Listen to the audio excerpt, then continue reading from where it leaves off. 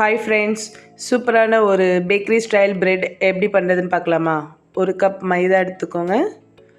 அப்புறமா 2 table spoon sugar, 1 table spoon instant east, அதுக்கப்புறமா 2 table spoon salted butter எது வேணால் எடுத்துக்கலாம். வார்ம் வாட்டர் போட்டு சால்ட் ஆட் பண்ணிக்கணுங்க. சால்ட் ஆட் பண்ணிட்டு நல்லா மிக்ஸ் பண்ணிக்கோங்க. நல்லா தண்ணி ஊற்றி சப்பாத்தி மாவு மாதிரி நல்லா பிசைஞ்சிக்கோங்க. நல்லா ஸ்ட்ரெச் பண்ணி நல்லா பிசைஞ்சு எடுத்துக்கோங்க. அப்போ தான் அது நல்லா அழகாக வரும். அப்புறம் எடுத்துகிட்டு கொஞ்சம் நேரம் ப்ரூஃபிங்க்கு விடணும். நம்ம இப்போ இது 1 ஹவருக்கு இதை எதுவும் டிஸ்டர்ப் பண்ண வேணாம். மூடி வச்சுட்டு நெக்ஸ்ட்டு வேறு வேலை இருந்தால் பார்க்கலாம். 1 ஹவர் முடிஞ்சோடனே ஓப்பன் பண்ணி பார்த்தா நம்ம வச்சதோட டபுள் சைஸாக வந்திருக்கும். அப்போ தான் ப்ரூஃபிங் நடந்திருக்குன்னு அர்த்தம். ஓகே, இப்போ இதை எடுத்து நம்ம நல்லா சப்பாத்தி கட்டை இருக்கு இல்லையா, அதில் போட்டு நல்லா ஸ்ப்ரெட் பண்ணி பெரட்டி மாவு போட்டுட்டு நல்லா ஸ்ப்ரெட் பண்ணி விடணும். ஸ்ப்ரெட் பண்ணி விட்டுட்டு நல்லா எடுத்து இதையும் நல்லா திருப்பி ஒரு நல்ல அழகாக ரோல் பண்ணி எடுத்துக்கணும். ரொம்ப இதில் ஸ்ட்ரெச் பண்ண வேணாம்.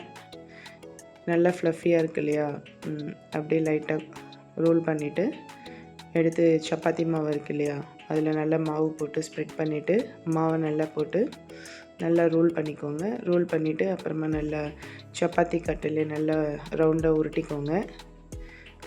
நல்லா திருப்பி போட்டு நல்லா அழகாக ஒரு ரவுண்டை நல்லா ஸ்ப்ரெட் பண்ணிக்கோங்க.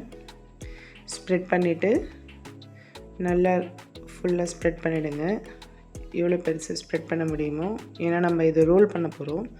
நல்லா ஸ்ப்ரெட் பண்ணிவிட்டு ஒரு நைஃப் எடுத்துக்கோங்க. நைஃப் எடுத்துகிட்டு இந்த மாதிரி கூடாக போட்டுக்கோங்க. இது ஏன் போடுறோன்னா, நம்ம ப்ரெட்டை கட் பண்ணும்போது அப்போ நமக்கு ஈஸியாக இருக்கும் பேக்கிங் முடிஞ்சோடனே. அதனால தான் இப்படி கட் பண்ணிவிட்டு அப்படியே மேலேருந்து ஃபுல்லாக ரோல் பண்ணுங்கள். ரோல் பண்ணிவிட்டு அப்படியே எடுத்து ட்ரேயில் ஏதாவது பட்டர் ஆயில் தடவிட்டு அந்த ட்ரேயில் இதை வச்சுடுங்க. இப்போ நம்ம வைக்கும்போது பாருங்கள், திருப்பி இதை நம்ம 1 ஹவர் டிஸ்டர்ப் பண்ணக்கூடாது. 1 ஹவருக்கு அப்புறமா ப்ரூஃபிங் ஆகிட்டு இது எப்படி டபுள் த சைஸ் இருக்க போது பாருங்கள்.